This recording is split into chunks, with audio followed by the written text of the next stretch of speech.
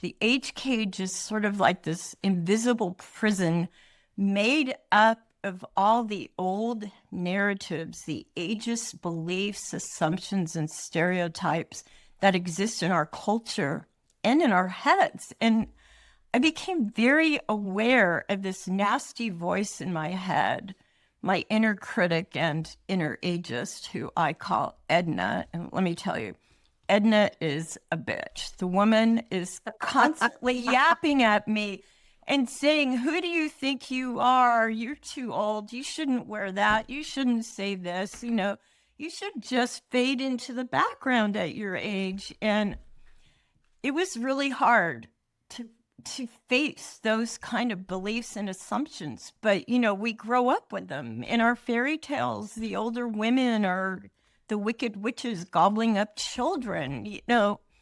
And I started paying attention to the things I heard around me, like friends who would say, well, at our age, and people, we finally moved to Ojai and people would say, oh, are you retiring? And it really pissed me off that they thought I was old enough to retire and that there was like some set date. 3 things you'll learn in this episode. The lesson from a swarm of red dragonflies that showed up on the day she lost everything and kept showing up for 4 days straight.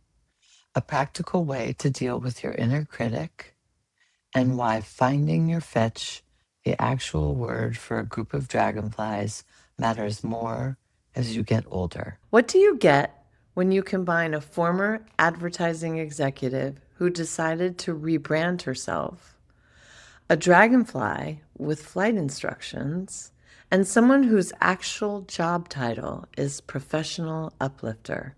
You get Wendi Knox. Wendi, I am so glad you are here. I am too. The minute I met you in Santa Fe, I knew we would have some good conversations. Yes. Well, I am excited about our conversation today. And I know that my listeners aren't here to hear me talk. So I'm going to kick it back to you and share your story with us. With pleasure. Thank you. Well, at 50, I found myself sobbing in my backyard, stuck in the muck of worry, fear, and now what? I had lost my huge senior vice president creative director job in the youth obsessed world of advertising. And what happened next forever changed the way I looked at myself and my age. You see, this wasn't just an ordinary job. Like I said, I was the only senior vice president creative director at this huge advertising agency in Los Angeles, in charge of creating award-winning commercials for brands like Honda and Acura. It was kind of like Don Draper, but without the martinis or the cigarettes. And unlike Don, I was an older woman in a young man's world. And I didn't really think that much about age, but evidently my company did, because at 50, they laid me off. They said it was cutbacks, but it felt a whole lot like ageism and sexism. And it was shocking because I had felt like family with this company for 12 years. And I had a little boy at home. I had parents with health and financial problems. And I had a husband who I love and adore, who happens to be an entrepreneur, which I don't know if you know, that's French for no health plan. So I spent a lot of time sobbing in my backyard. And on one particularly depressing day, I resorted to saying a prayer to the universe because I knew there were very few jobs at my level and even fewer for women, especially at that time. 50 was considered ancient in my industry. So I said a prayer to the universe and I asked, am I too old to reinvent myself? Please give me a sign. And I went for a walk with my dog, Lucky, and I came home and I got a sign all right, but I had absolutely no idea what it meant. There were hundreds of red dragonflies whirling and swirling around my outdoor umbrella like some kind of dragonfly ballet, and I had no idea what it meant. But the really crazy thing was those dragonflies stayed for 4 days and came back the next day and the next day and the next day. So, of course, I had to consult with a higher authority, Google. And when I did, I found out something that I absolutely had no idea about, and you probably don't either. I learned that dragonflies spend most of their lives crawling in the muck at the bottom of a pond. They don't have wings, they don't have colors, they're just this generic, creepy, crawly insect. And I learned that they can spend up to 4 years in the bottom of a pond. And while they're down there, they're just eating everything in sight and shedding their old skin and growing new skin up to 15 times. I'm kind of obsessed with dragonflies, as you can tell, because this was so astonishing. So one day, something propels the dragonfly to climb out of the pond into the light, and her wings unfurl in the sunlight. It turns out the whole time she was in the muck, she was growing her magical wings. And I was blown away by this. And I know it sounds crazy, which is something I say a lot, but it seemed like those dragonflies were coming to me to say, you're not too old. It's not too late. You're one of us. You're growing new wings later in life. So the dragonflies don't even fly till they're older. And that message was very comforting and encouraging to me. I would take a sign anywhere I could get it. I was feeling so desperate. But that was just the beginning of the magic. It turned out everywhere I went in Los Angeles, there were dragonflies. They would fly across my windshield on the 10 freeway, the 101, and the 405. They'd cruise along my car on Sunset Boulevard and Hollywood Boulevard. And one day I was going to the dentist in Beverly Hills, and there was a big fat red dragonfly right there. I mean, what was it doing? Going shopping on Rodeo Drive? It was insane. So finally, the dragonfly coup de grace took place in this beautiful little town called Ojai, which is where my husband and I live now. But in those days, we would escape LA and go to the Ojai Valley Inn for our anniversary. And we were walking across the lawn to go to lunch, and I looked up and I could barely believe my eyes. There was another swarm of red dragonflies under this majestic giant oak tree. And I looked to Will, my husband, and I said, okay, I know this sounds crazy. He rolled his eyes, which he often does. And I said, I think those dragonflies have been trying to recruit me. I think they know that I'm a writer and a brand storyteller, and they want me to get their story out into the world. And as you can see, that's exactly what I'm doing, because the dragonflies coming into my life really changed the way I looked at aging. That idea of becoming more of who we are, growing our wings, becoming more of who we are, not less of what we were, really inspired me and got me all lit up. And I'd like to say everything proceeded magically after that. But the truth is, I found myself in some more muck. And it's something that I call the age cage. The age cage is sort of like this invisible prison made up of all the old narratives, the ageist beliefs, assumptions, and stereotypes that exist in our culture and in our heads. And I became very aware of this nasty voice in my head, my inner critic and inner ageist, who I call Edna. And let me tell you, Edna is a bitch. The woman is constantly yapping at me and saying, who do you think you are? You're too old. You shouldn't wear that. You shouldn't say this. You should just fade into the background at your age. And it was really hard to face those kind of beliefs and assumptions. But, we grow up with them. In our fairy tales, the older women are the wicked witches gobbling up children, And I started paying attention to the things I heard around me, like friends who would say, well, at our age, and people, we finally moved to Ojai, and people would say, oh, are you retiring? And it really pissed me off that they thought I was old enough to retire and that there was like some set date. So eventually I started listening to things like that. Oh, are you retiring? And I thought, do I believe that, or is that their story? And I started asking, I don't know what that was, sorry.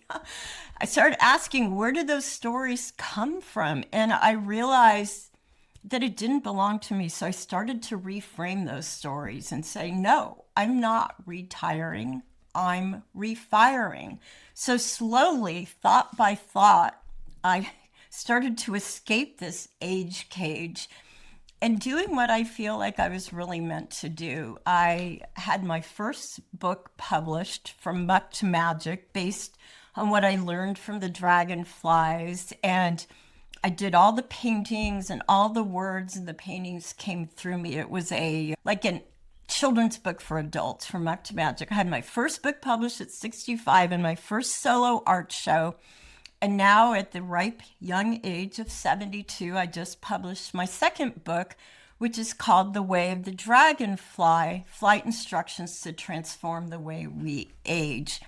And it's a guide to growing new wings in midlife and beyond. And I'm giving workshops and giving talks. And I'm just, after all those years of doing branding for other products, I'm now really on a mission to rebrand aging. And like I said, to change the story about it and to see it as a time of emergence, not an emergency, to see it as an opportunity to change our old stories and see ourselves becoming more of who we are, not less of what we were. And the book has dragon flying lessons and journal prompts and flight instructions to start changing those stories and seeing our aging glass half full instead of empty.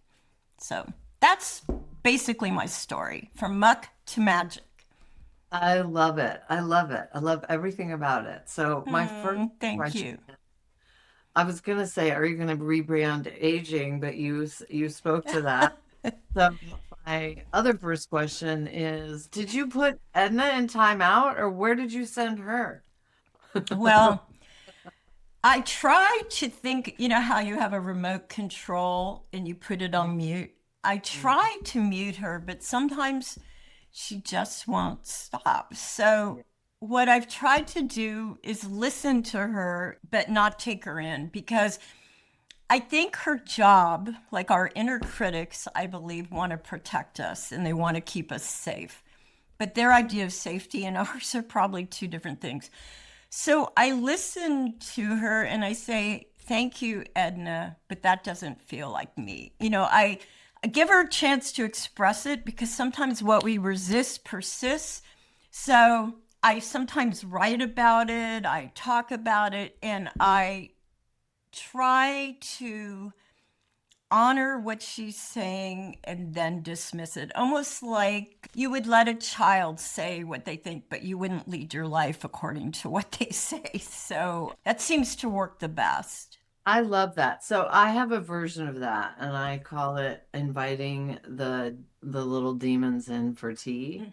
That's good. That nasty voice in your head, the little scaries, I call them, the little and just keep you afraid, keep you small. And so I'm like, okay, let's have tea. What do you sit down at the table? Let's talk. What do you have to say? And I listen to them.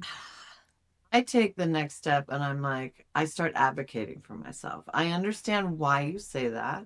History will tell you that. Part of that story, yes. But you're overlooking, like for me, it was when I first started my career as a photographer. I had just finished grad school. All the way along my grad school journey, I went originally to teach college. I left not wanting to teach college, wanting to be a gallery artist, which actually wasn't very me at all. And then one day if somebody asked me, what do you want? And I was like, I just want to take pictures and get paid for it. I was like, I can do that. I've actually already been doing that.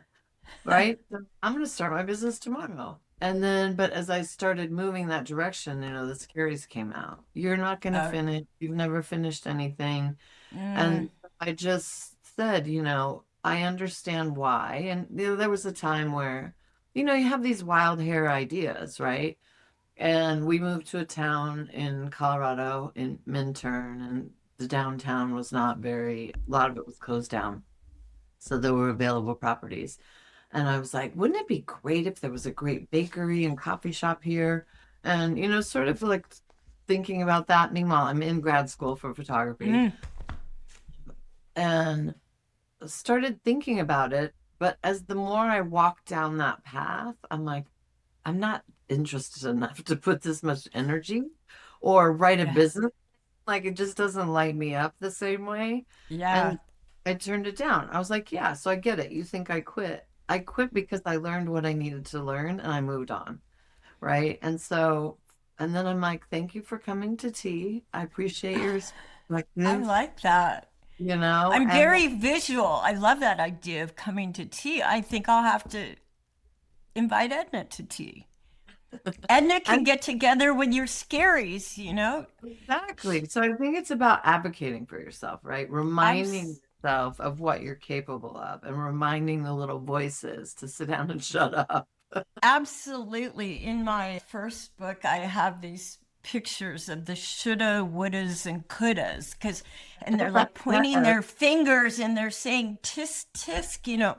When this idea for my new book, the way the Dragonfly came to me, Edna was like all over it and saying, "Are you kidding?" This is how I picture her talking. "Are you kidding? Aren't you a little old to be writing a book? Do you know how long it takes to write a book? You're 72." Well, at the time I was 71. "You're 71, for God's sakes." And, she just kept at it. And I had to say, okay, thank you. Like you said, I understand, but this is what I'm doing. And for me, it's listening to the heart more than the head. I feel like we all have this inner knowing, like even the dragonfly, what is it that propels it after a long time to crawl toward the light? And I feel like that's the same as us. I think their journey of transformation is a lot like ours. We need to listen to what I call your flutter. It's that little yes in your heart, that little light, that little something that defies logic, doesn't maybe make sense to the rest of the world. But I think that's one of the gifts of getting older, is really learning to trust that and giving yourself permission to listen to it. And the last thing I wanted to do was write a new book because it's a pain in the algorithm to market it and do all this stuff. But it felt like a divine calling. It felt like this miraculous thing happened in my backyard, and I was meant to share this with other women to help them change their stories. And I don't know what's going to come of it. It doesn't make sense. There's no guarantee. But I feel a sense of fulfillment having listened to that and acted upon it, which I'm sure is the same for you. Yeah. With your photography. And this podcast. The podcast and the speaking and all of that. Yes, I feel firmly that. And the older I've gotten, the more I've let go of trying to control everything. I'm like, okay, there's only a few things you can actually control. So focus on those. And the other things, you've got to let it go. And so if you're feeling called to write the book, that's all you need is the invitation, the permission, and then you don't get to be in charge of what happens afterwards. You would like to think that you could, but we're not in charge of the how and so I feel for me, I just let go of that and I'm like, I know I'm being called to do this. I know I want to do this. I know that I'm having that flutter that you're referring to. And that's all I need to keep saying yes, because the older I've gotten, the more I trust myself And Yes, the yes. thing that I'm talking about a lot lately is I continue to bet on me. Oh, I love that. Bet Yeah. if I'm gonna bet on something, I'm gonna bet on me. And I don't care what it takes. I'm gonna continue to bet on me because I know that I am being led for a purpose Yes. and I know what my purpose is. And now I just have to walk the path. And it doesn't mean the scaries don't come and Edna doesn't show up or the little demons, right? But it's what are you going to do about it? What are the choices you're going to make even when they come? And how are you going to get them to settle down and shut up and get out of the car?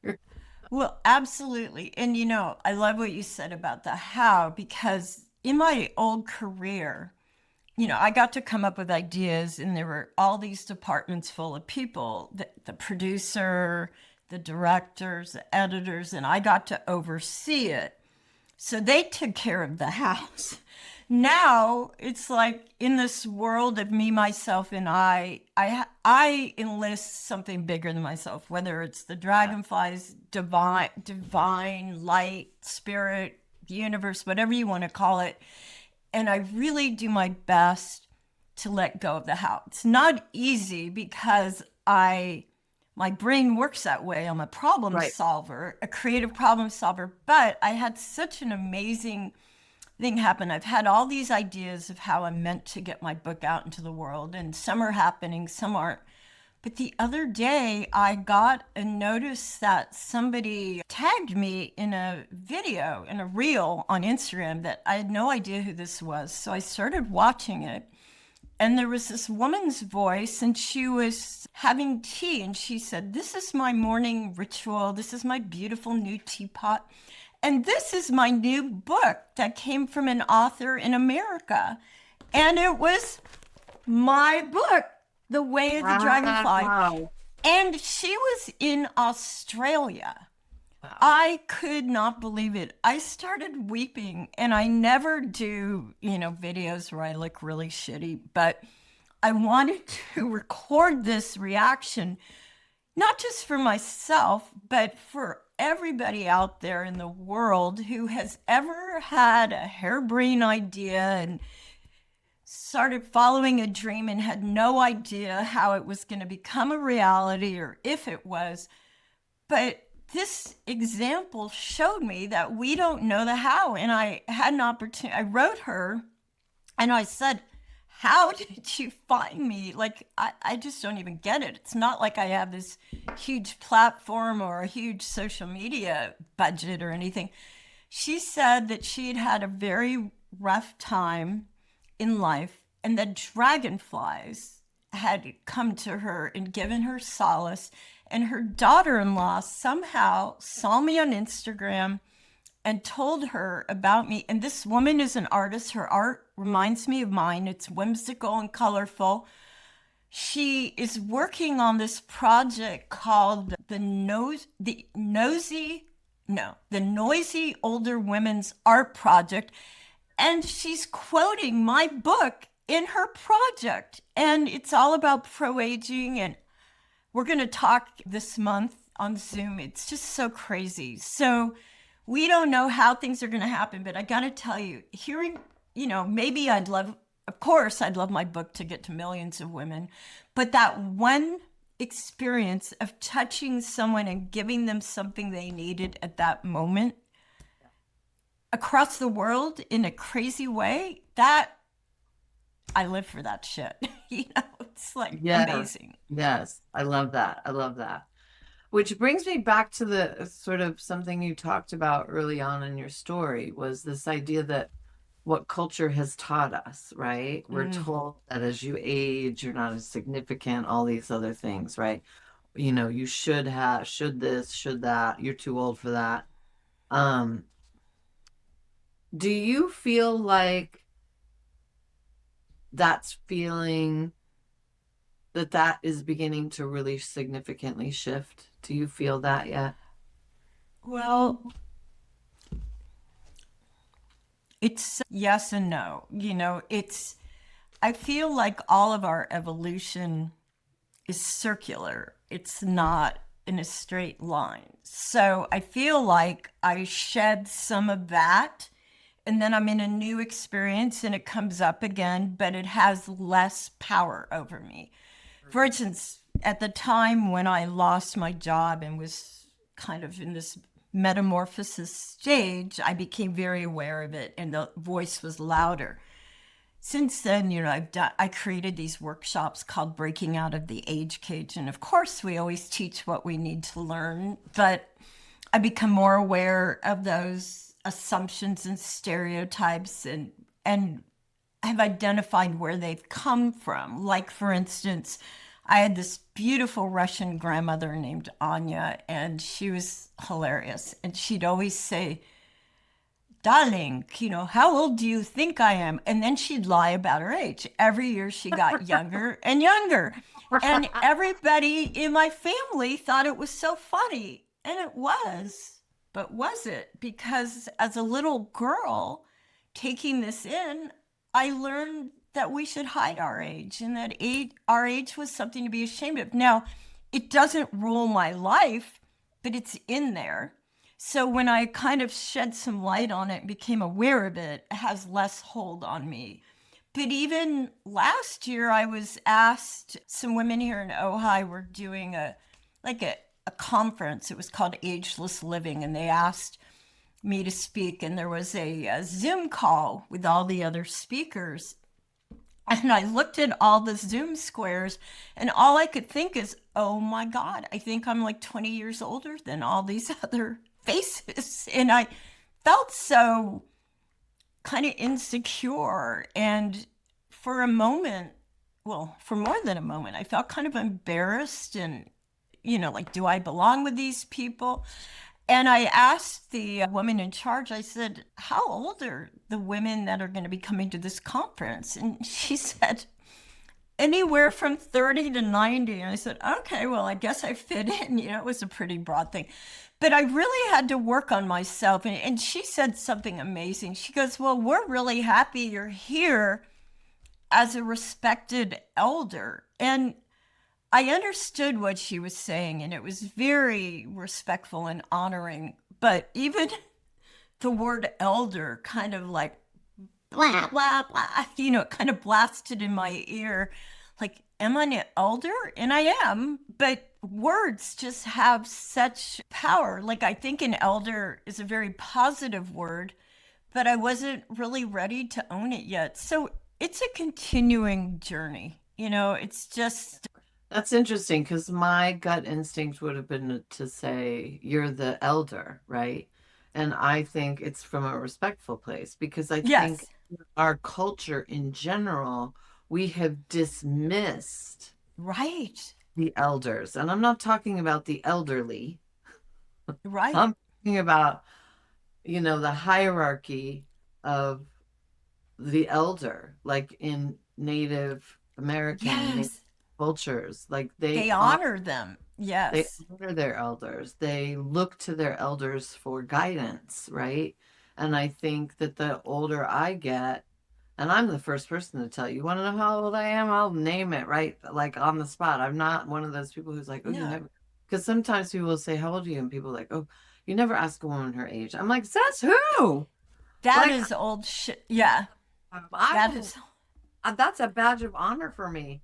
And so I do think that, the older I get, I feel we have a responsibility, right? Our parents were this kind of kept everything a secret and never really shared with us and just always felt like I was in the dark. And I still feel like I'm in the dark with my mother.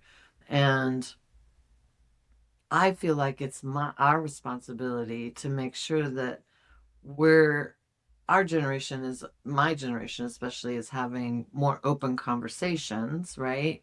And talking about them openly, hence the reason I'm doing this podcast, because other people have questions. The younger generations behind us are more open to hearing it. They want to know about it ahead of time. They don't want to wait. Like, we have been withheld science around menopause, right?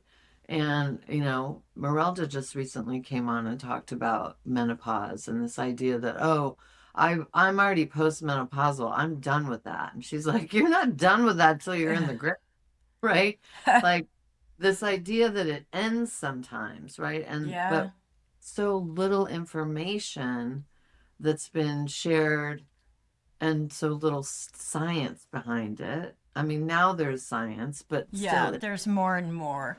Well, still openly and boldly shared, right? You have to sort of dig for it and find the right doctors and find the right, research. And uh, so, we're still lacking access in those areas. So I the think, good thing is that more and more women are talking about it and supporting each other. And, one of the things that I write about, which I find so fascinating, and I think for me, some of those beliefs are even more intense because of the industry I was in for over 30 years. It's just, I remember being a young copywriter and working at this fantastic ad agency called Shy Day, which was, I did so much award-winning work there. And it was one of the first that had like cubicles and an open floor plan. And I remember one day hearing a bunch of the guys in the creative department talking about this woman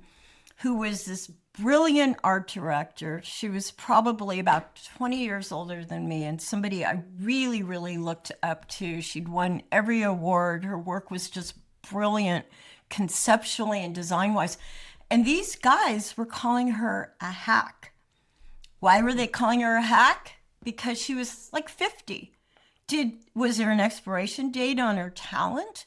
It was so horrifying to me. And then when I was turning 50, I remember my male partner said, well, you're not going to tell anyone, are you? And I said, that's ridiculous. And my husband brought a cake to work for my department and we celebrated. And like a month later, I lost my job. Coincidence? I don't think so. So it was so ingrained. But then, I've read a lot about how in ancient times before the rise of the church and the patriarchy, it's what you were talking about. Older women were revered. They were the medicine women, the high priestesses. They led the circles for healing. And, the words that are in our culture, the word hag, means ugly old woman. Well, it comes from the Greek word hagia, which means holy. So there's so much reframing to do within us and on the outside of us. But I think the more awareness we have and the more we sort of pull the threads of, wow, why do I feel that way? Where did that come from? Why am I uncomfortable on this Zoom call? And that the truth sets us free, So I'm so excited that there's so many more conversations like this now and pro-aging sites and, conferences. So it's really powerful. and what you just spoke about, the whole what came before the patriarchy and all of that, I recently had a conversation with someone in their 30s, and I mentioned something about, matriarchal societies, and they were like, there's no matriarchal societies. And I'm like, Yeah, they didn't know. oh, I'm like, matriarchies were prevalent. Like, Yeah. yeah, you don't hear about them as much anymore, but anyway, I was just blown away. So, yeah, it does need to be talked about more because women were held in high regard and they were, Cleopatra, for God's sakes, in Egypt. Yeah. Like, Well, I feel like with what's happening in the world right now, there is a rise of the divine feminine. I mean, yeah, even yeah, where we met in Santa Fe at the Quest yeah, 2026, all these amazing women 50 and over. And I feel like our circle, our group, and it keeps expanding out. And yes. I think the divine feminine is rising up. It's a struggle, but each of us in our own way, using our voices, using our platform, sharing our truth, I think we're making a difference, or I like to believe we are.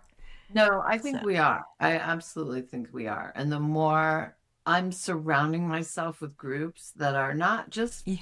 men only, but inside of these groups, there is high achieving older women who are doing quite well, and there's a mass exodus of women from corporate America for a reason, Yeah. because they're Yes. looking for purpose, and they're looking to do their own thing where they're not bound by the same, ties that bind, right? They're like, get these shackles off of me, and I'm gonna Yep. go do my own thing and march to the beat of my own drum because I have a gift to offer. So I think there is this rise right now, and the Absolutely. the cultural BS will follow eventually. It will have to catch up, but obviously, I won't even get into politics, but yeah, No. we have to. There's a lot of things that need to change, but what I feel more is this sort of this fabric, energetic fabric that's being woven and rising. Yes. Women are heavily involved in that because it's women who heal. It's people and things, and it's women who get the work done since the beginning, right? We were in charge of language and teaching the children, right? So that's very much, again, that divine feminine. Like, you need a healer, you come to a woman. You need something solved, you come to a woman. And also I the don't see whole a idea, what? failing up.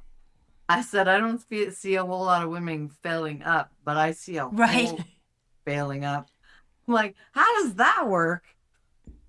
Well, what I love when you go back to those matriarchal societies, they sat in circles. There wasn't a hierarchy. And I think that circle of working together is so powerful. And I don't know, I'm very excited by it. And then because it's this, I have this vision, and it's possibly, well, Edna tells me it's too big, but Edna, be quiet. Edna, go to your room. I've But got basically, friends that are telling me what I'm dreaming of is too big too, and I'm like, sit down and shut up. I don't care what you yeah, have to.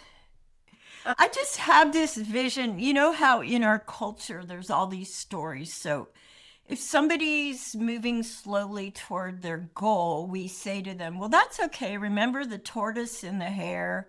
Or if somebody is kind of stuck in the middle of things, you say, oh, you're a butterfly in a cocoon.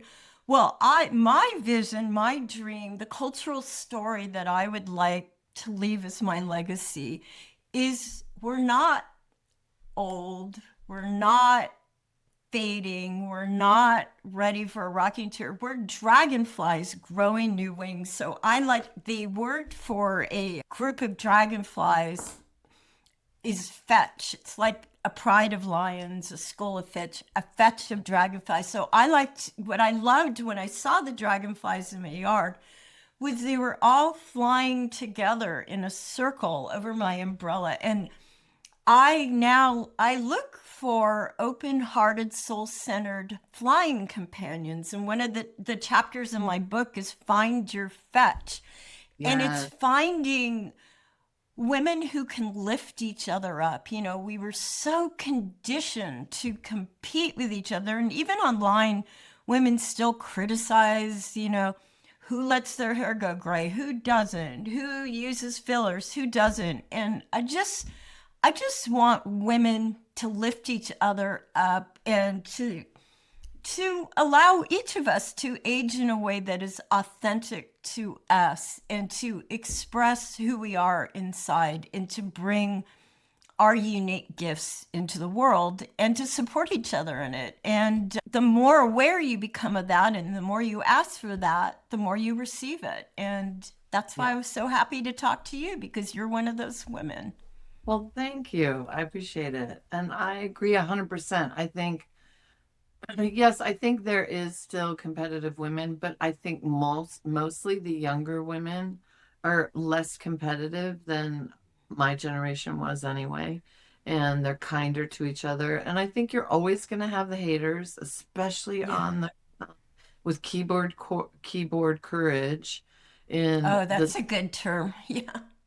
the social media world. But what they say, and this is what I say about everybody, what people say about you or about me or about someone else says way more about them. Yes, yes. It says nothing about you or me or the other person that they're talking about. It says everything about them. So those people are insecure. Those people are Yeah. like, do I rock my gray? Absolutely. I started rocking it in my 30s when I noticed I had just one little streak. And I unapologetically will continue to do it. And I don't really give one rat's ass about what somebody else has to say about it. Well, And oh, I'm sorry. oh, It's funny because on that same note, I was telling someone I know about these workshops that I do, these breaking out of the age cage workshops. And she said to me, well, if you're such an aging advocate, why do you color your hair? And it was snarky the way she said it to me. And I said, well, I feel that breaking out of the age cage is breaking out of inflicting certain rules, like you should color your hair, you shouldn't color your hair. I think we should all do what feels right to us. And yeah. so far, I tried on a gray wig. I didn't like the way it looked with my coloring.